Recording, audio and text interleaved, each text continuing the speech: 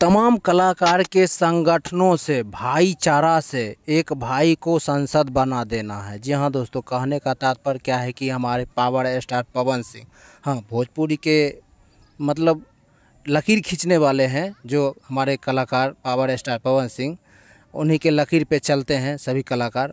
वही जो हमारे कारा काट के जनता से गुहार लगा रहे हैं कि 12 तारीख को उनके चुनाव होने वाले हैं, ठीक है ना दोस्तों। उस चुनाव में आपको अपने अपने एक मत देकर उनको क्या कहता है जिता देना है, ठीक है दोस्तों। अगर आप हमारा यह वीडियो कारा काट से देख रहे हैं तो पावर स्टार पवन सिंह को जिता के एक एक मत से अपना विजय सफल बनाए दोस्तों।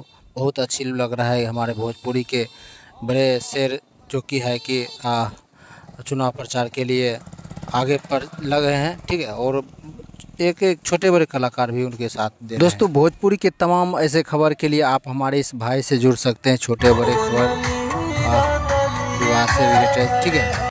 चैनल पर नए होंगे तो आप सब्सक्राइब कर सकते हैं दोस्तों। धन्यवाद।